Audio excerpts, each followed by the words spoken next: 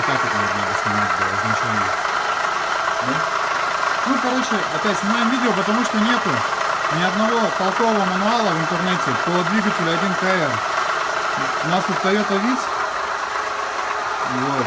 Короче, прикупили тачку, на ней пробега где-то 250. Двигатель 3 цилиндра.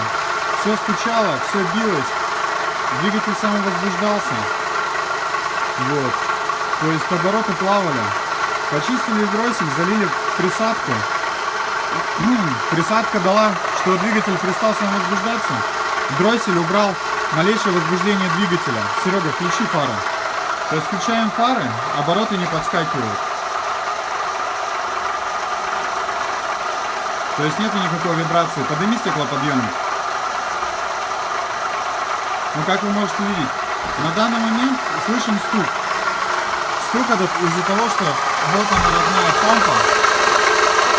В ней шум. Сейчас поменяем и будет второе видео.